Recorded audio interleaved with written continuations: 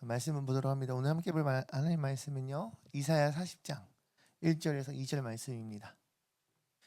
이사야 40장 1절에서 2절까지의 말씀을요, 함께 한 목소리로 힘차게 읽습니다. 시작. 너희의 하나님이 이르시되 너희는 위로하라, 내 백성을 위로하라. 너희는 예루살렘의 마음에 닿도록 말하며 그것에게 외치라. 그 노역의 때가 끝났고 그 죄악이 사함을 받았느니라. 그의 모든 죄로 말미암아 여호와의 손에서 벌을 배나 받았느니라 할지니라 하시니라. 아멘. 할렐루야. 오늘은 말씀을 빠르게 끝내볼 생각입니다. 좋아하는 사람이 몇몇 눈에 보입니다. 오늘 목사님에게 말씀을 준비하면서 하나님 주신 키워드는 위로였습니다. 위로. 여러분, 위로를 받아본 적 있습니까? 위로를 받아보면 어때요? 저는 설교를 준비하면서 위로를 받으면 참 따스하고, 왜 그런 거 있지 않아요? 울고 싶지 않은데 옆에서 괜찮아? 하면 갑자기 눈물 더 빵 터지는 거. 경험해 본 사람 없어? 경험해 본 사람. 또 이럴 때도 있죠. 막 오히려 더 멈추지 못하고 눈물, 콧물. 이거 좀 줄여줄래요? 눈이 너무 부셔요. 꺼져요. 이거 꺼져요.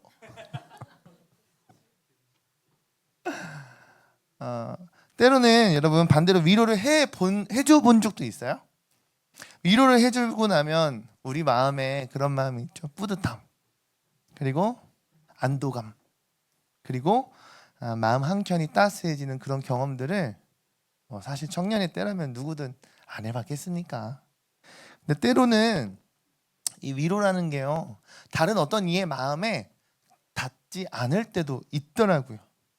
혹은 어떤 사람은 위로는 해주고 싶은데 어떻게 해줘야 하는지, 내가 무엇을 해야 하는지 막막할 때도 있습니다.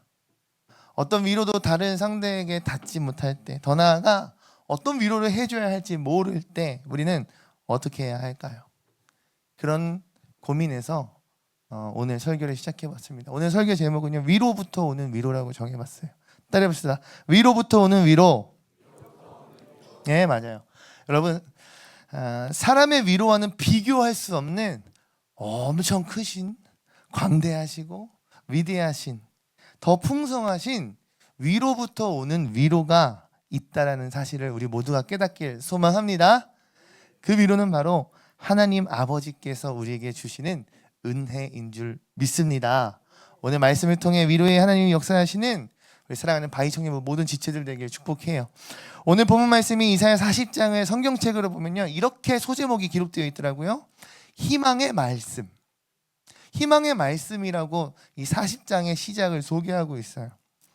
당시 바벨론의 포로로서 고통을 받고 있었던 이 이스라엘 백성들을 향해서요, 하나님의 이 말씀이 그 백성들의 희망의 말씀이 되고, 그리고 위로와 소망의 말씀으로 역사하게 됩니다. 우리말 성경으로 보면 이렇게 번역되어 있더라고요. 하나님의 백성을 위한 위로. 즉 이사야 40장은 누구를 향한? 하나님의 백성을 향한 위로의 말씀이라고 우리가 알 수 있다는 거예요. 여러분, 바벨론에 의해 멸망당했습니다. 어디가요? 남유다, 이스라엘 민족이 멸망당했어요. 그리고 바벨론의 포로로 잡혀갑니다. 그 가운데 이 소망의 메시지, 희망의 메시지, 위로의 메시지, 여러분 무엇을 할 수 있겠습니까? 한번 상상해 보자고요. 나라가 멸망했어요. 그냥 망한 게 아니라 진짜 멸망했어요.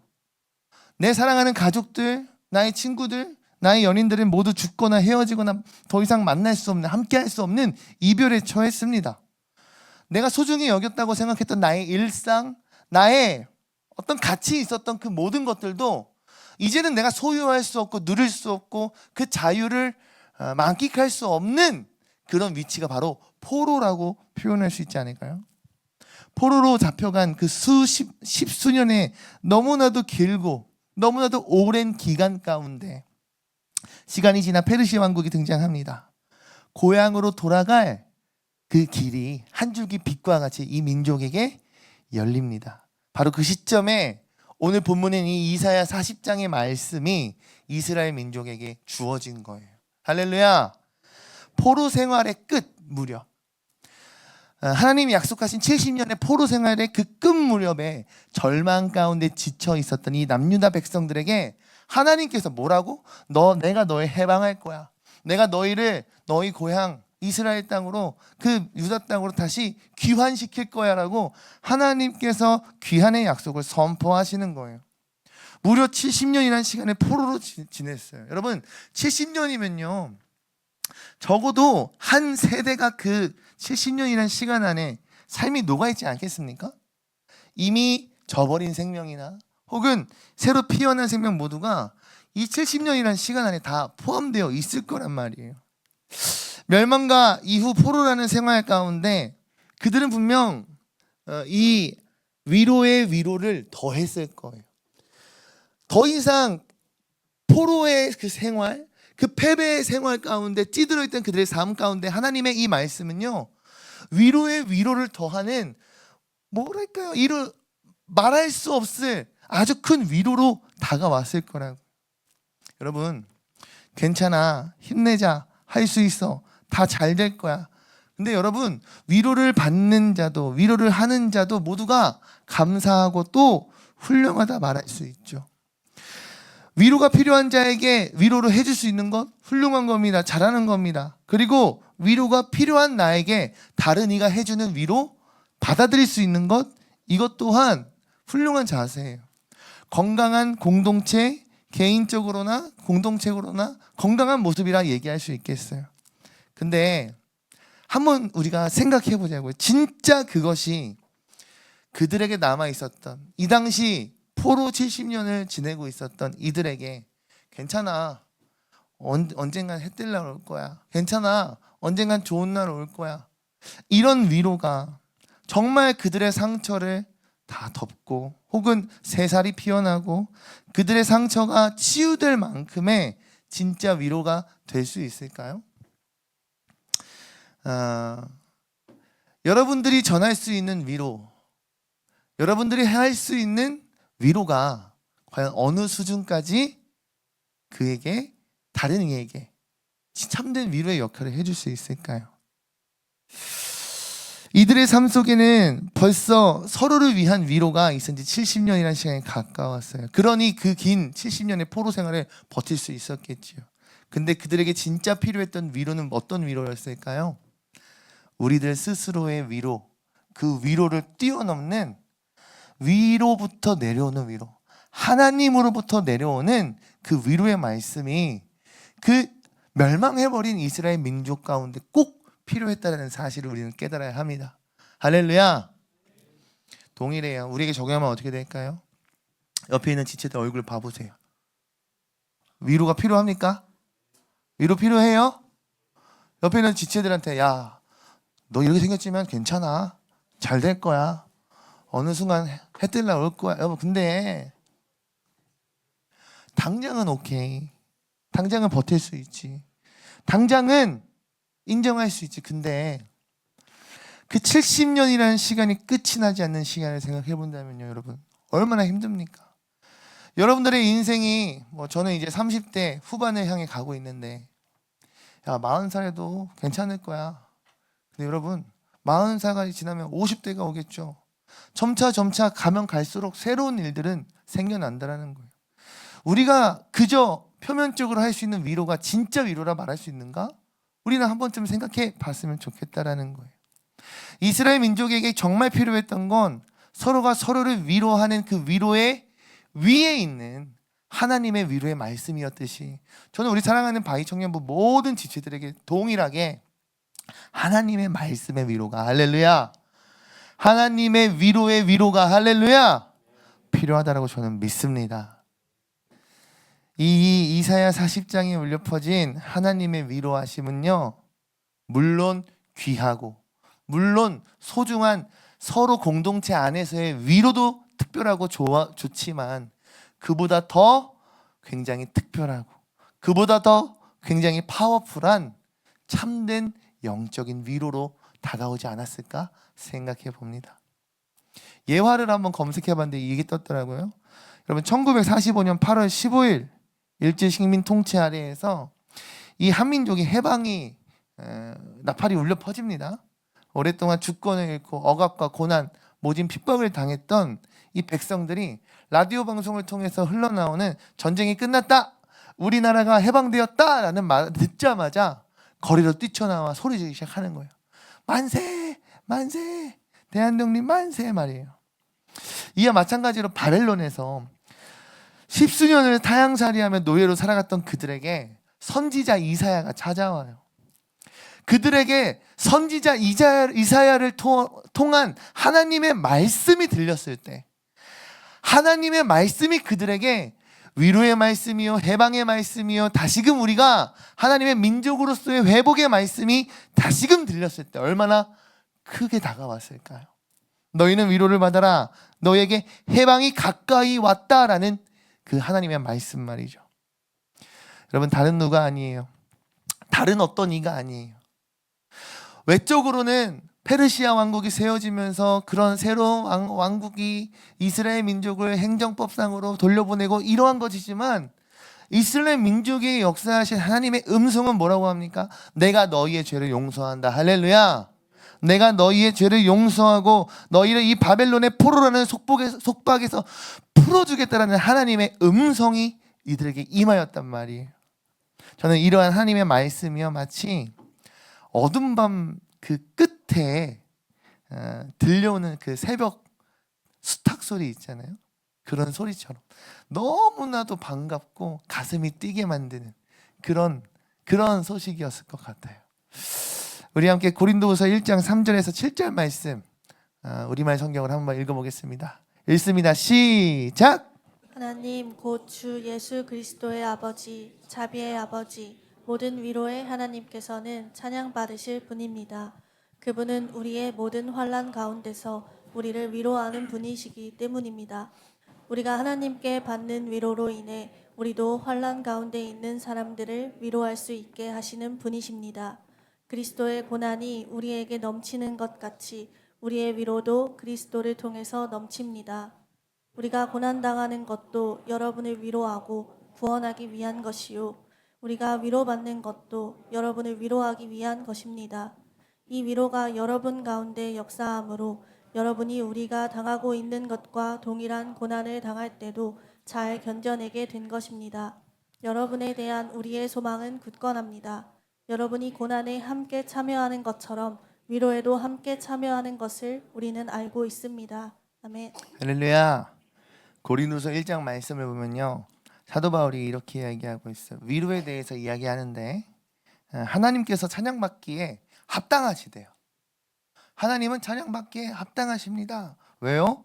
그분은 우리의 모든 인생, 우리의 환난 가운데에 우리를 위로하시는 분이기 때문이래요. 믿으면 아멘. 여러분, 더 나아가서 사도 바울이 무엇라고 고백하냐면 5절 말씀 한번 띄워봐 주실래요? 5절 말씀에 보면 이렇게 기록되어 있어요. 그리스도의 고난이 우리에게 넘치는 것 같이 우리의 위로도 그리스도를 통해 넘친다라고 고백해요. 더 나아가 6절 말씀, 6절도 한번 볼래요? 6절 말씀에 이렇게 기록되어 있어요. 우리가 고난당하는 것도 여러분을 위로하기 위함이고 우리가 위로받는 것도 여러분을 위로하기 위함입니다.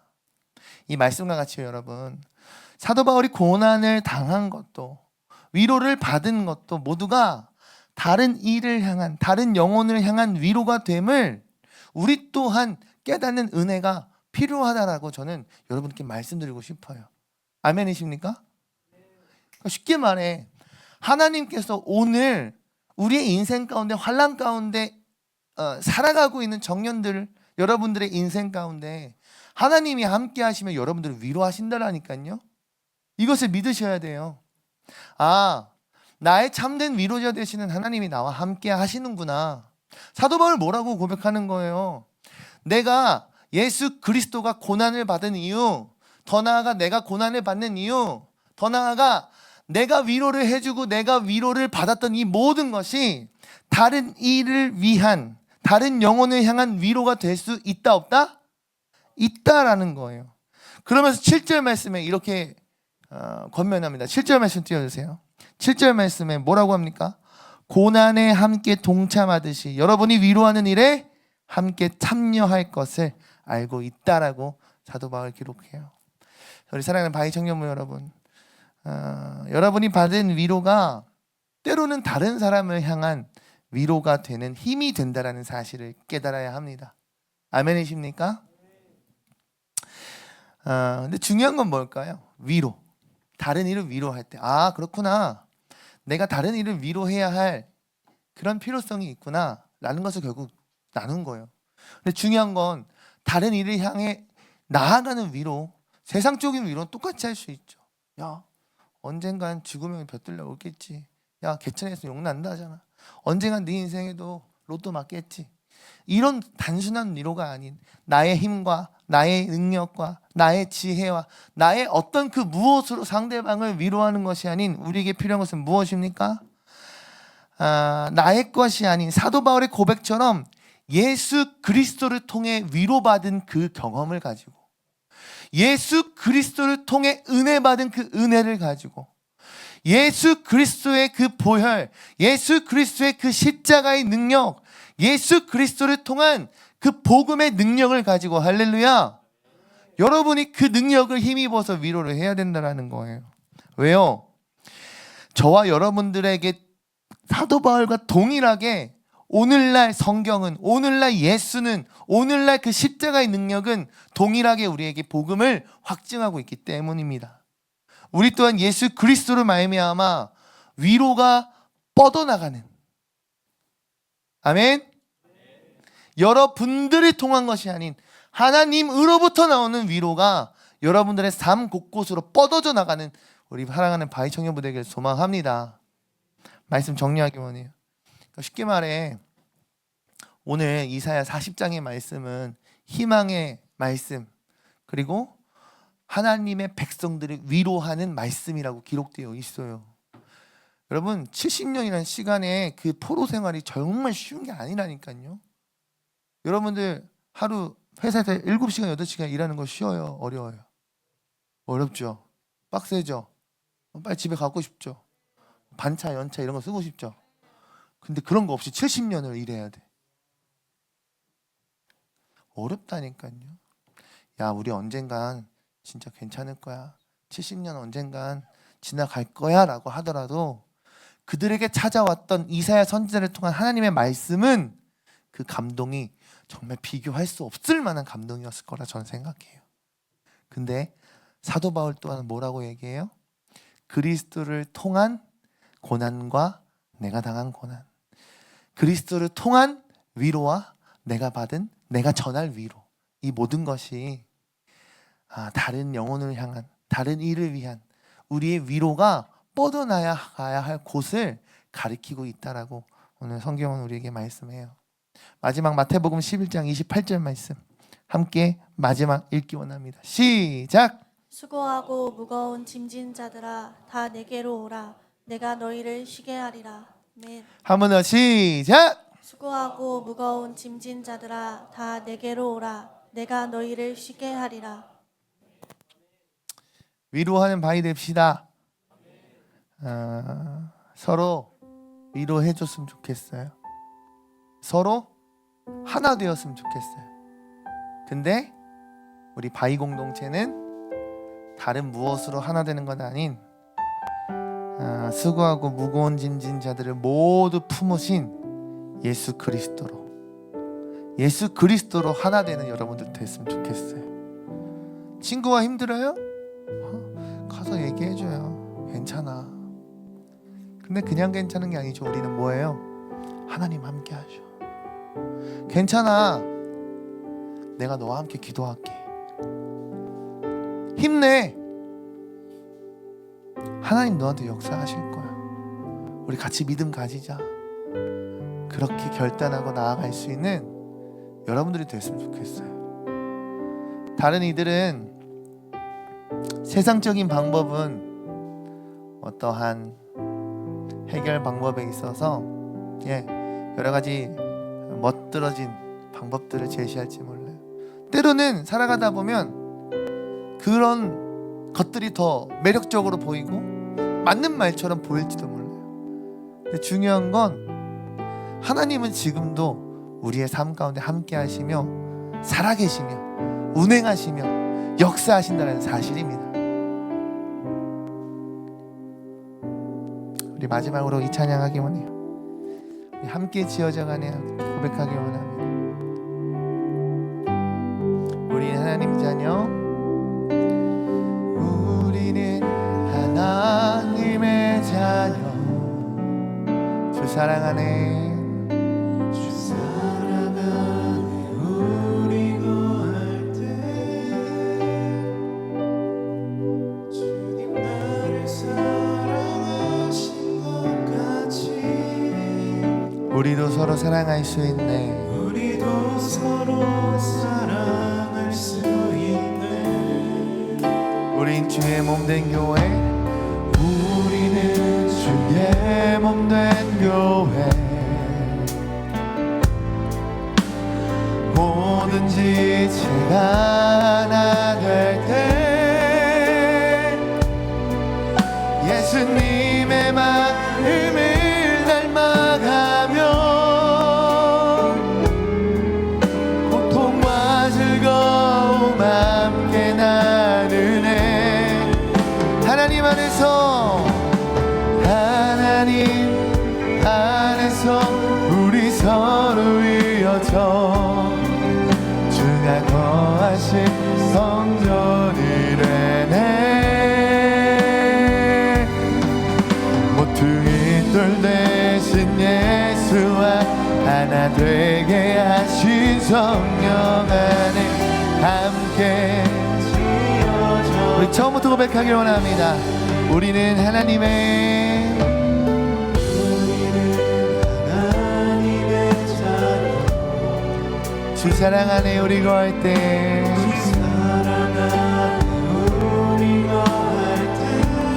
주님 날 사랑하신 것처럼 여러분도 서로 사랑할 수 있는 줄 믿습니다.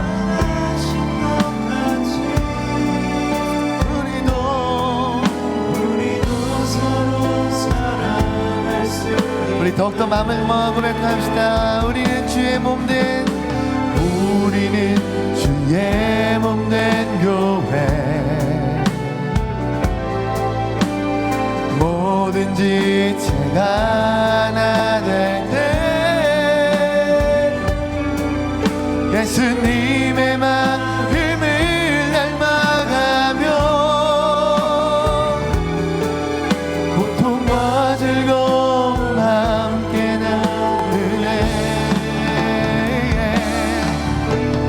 하나님 안에서 우리 서로 이어져 주가 거하실 성전이래네. 모퉁이 돌 대신 예수와 하나 되게 하신 성령 안에 함께 지어져 가네. 하나님 안에서, 하나님 안에서 우리 서로 이어져 주가 거하실 성전이네. 돌 대신 예수와 하나 되게 하신 성령 안에 함께 우리 마지막 하나님 안에서, 네. 하나님 안에서 우리 서로 이어져 주가 거하실 성전이네. 모퉁이 돌 대신 예수와 하나 되게 하신 성령 안에 함께 지어져 가는 이 시간 함께 기도하기 원합니다. 하나님, 뒤돌아보니 예수 그리스도께서 우리들의 모퉁이돌이 되셨습니다. 몰랐는데 어느 순간 발견하고 보니, 어느 순간 성경을 펴보니 하나님의 아들이신 그분께서 모퉁이돌이 되었다 말씀하십니다. 주님, 우리가 그 모퉁이 돌을 기점 삼아 하나 되길 원합니다. 각자의 지체 하나하나가 모여 교회 되길 원합니다. 건강한 하나님의 위로가 있는, 서로가 위로에 위로를 더할 수 있는, 하나님 말씀에 임하는, 회복에 임하는, 주님의 사랑에 임하는 그러한 우리 되게 하여 달라고 이 시간 주의 이름 세 번 부르짖고 통성을